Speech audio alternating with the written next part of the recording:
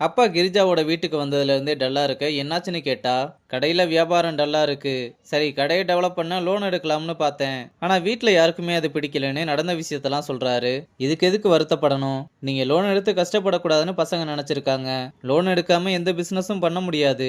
அவங்கலாம் இப்ப என்ன எவ்வளவு கேள்வி கேட்கறாங்கன்னு உனக்கு தெரியாதுன்னு ரொம்ப கோவப்பட, டென்ஷன் ஆகாதீங்க, சின்ன பசங்க தானே, போட்டு விடுங்கன்னு சொல்லும்போது, அம்மா கால் பண்ணி எங்க இருக்கீங்கன்னு கேட்டா, கடையில தான் இருக்கேன்னு சொன்னதும், இப்பதான் கடைக்கு கால் பண்ணேன், இல்லைன்னு சொன்னாங்க. இல்ல, கடையில இல்லைன்னு சொல்ல வந்தேன், அதுக்குள்ள நீயே பேசிட்ட. சரிங்க, ஊர்ல இருந்து அண்ணன் கீர்த்தி எல்லாருமே வந்திருக்காங்க. சரி, நீ அவங்கள சாப்பிட வை, நான் வந்துடுறேன்னு சொல்றாரு.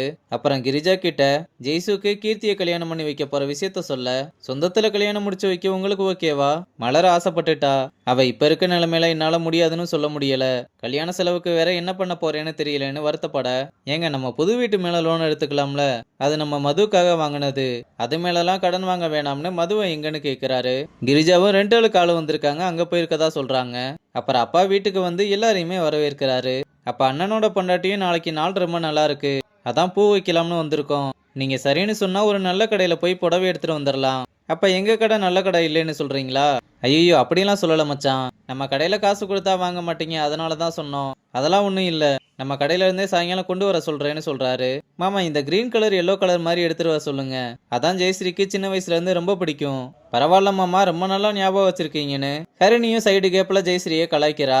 அப்பாவும் அப்படியே கீர்த்திக்கு என்ன பண்ணணுமோ அதை சொல்லிருங்க, பண்ணிடலாம்னு சொல்ல, அத்தக்காரி உடனே எல்லாத்தையுமே சுருட்டிடலாம்னு நல்லா பல்கா கேட்க வந்தா, மாமா தான் அவங்கள தடுத்து, நீங்க முறைப்படி என்ன பண்ணணுமோ அதை மட்டும் பண்ணுங்க மச்சான்னு சொல்றாரு.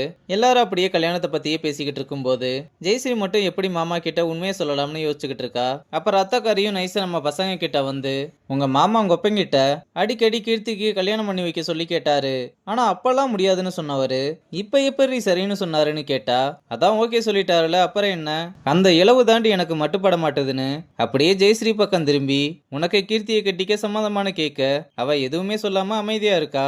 உனக்கு அவனுக்கும் ஜாதகம்லாம் நல்லா தான் இருக்கு, ஆனா மனசுக்கு பிடிச்சிருந்தா தானே வாழ்க்கை நல்லா இருக்கும், அதனால எதுனாலும் அத்தை கிட்ட பயப்படாம சொல்லுன்னு போட்டு வாங்க. அத்தை, ஜெயஸ்ரீ கிட்ட அம்மா கேட்டதுக்கு அப்புறம் தான் உங்களை வர சொன்னாங்கன்னு ஹரிணி சமாளிக்கிறா. அத்தையும் சரின்னு சொல்லிட்டு கிளம்ப, ஜெயஸ்ரீ என்னோட பாஸ்ட பத்தி கீர்த்தி மாமா கிட்ட சொல்றதுதான் சரின்னு படுதுன்னு சொல்றா. ஆனா தங்கச்சிக்காரங்க ரெண்டு பேருமே இப்போதைக்கு எதுவும் சொல்லாத, கல்யாணம் முடிஞ்சதுக்கு அப்புறம் வேணும்னா சொல்லிக்கலாம்னு சொல்றாங்க. ஆனா அவங்களோட பேச்ச மீறி கீர்த்தியை ஒரு கோயிலுக்கு கூட்டிட்டு வந்து, என்ன கல்யாணம் பண்ணிக்க உங்களுக்கு சம்மதமான கேட்டதும், என்ன இப்படி கேட்டுட்ட, உன்னை பிடிக்காமலே அங்கிருந்து இவ்வளவு தூரம் வந்திருக்கேன், சரி நான் என்னை பத்தி எல்லாத்தையுமே சொல்றேன், அதுக்கப்புறம் என்ன கல்யாணம் பண்ணிக்கலாமா வேணாமான்னு நீங்களே முடிவெடுங்கன்னு சொல்லிட்டு பெங்களூர்ல நடந்த எல்லா விஷயத்தையுமே ஒண்ணு விடாம சொல்ல, இதெல்லாம் உங்க அப்பா அம்மாவுக்கு தெரியுமா? எல்லாமே தெரியுமாமா. எனக்கு உங்ககிட்ட எல்லாத்தையுமே மறைச்சிட்டு கல்யாணம் பண்ண தோணல. கல்யாணத்துக்கு அப்புறம் தெரிஞ்சிருந்தா என்னை ஏமாத்தி கல்யாணம் பண்ணிட்டான்னு நினைச்சிடக்கூடாதுல, அதனாலதான் உங்ககிட்ட எல்லாத்தையுமே சொல்லிட்டேன்னு சொல்றா. கீர்த்தியும் இப்ப என்ன சொல்றதுன்னு தெரியாம எனக்கு கொஞ்சம் டைம் வேணும்னு கேக்குறான்.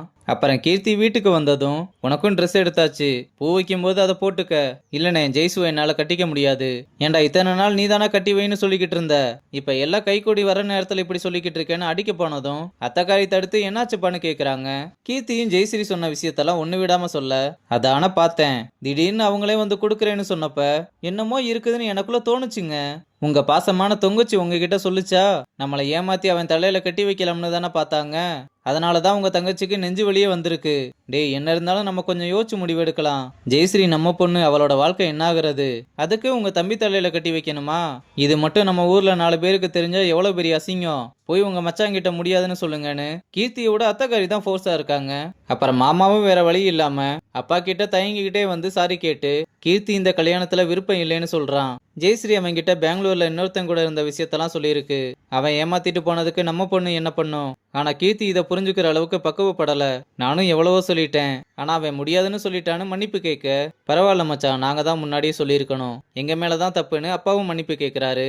மாமாவும் தங்கச்சி கிட்ட என்ன சொல்றதுன்னு நினைக்கும் போது, இல்ல, அவகிட்ட எதுவும் சொல்ல வேணாம், என் பொண்ணு உண்மையை சொல்லிட்டா, நான் மலர்கிட்ட போய் சொல்லிக்கிறேன், நீங்க ஊர்ல அவகிட்ட ஏதாவது கேதம்னு சொல்லிட்டு கிளம்புங்கன்னு சொல்ல, மாமாவும் சரின்னு கிளம்ப, அப்பா இதை நினைச்சு ரொம்பவே வருத்தப்படுறதோட இந்த எபிசோட முடிச்சிருக்காங்க.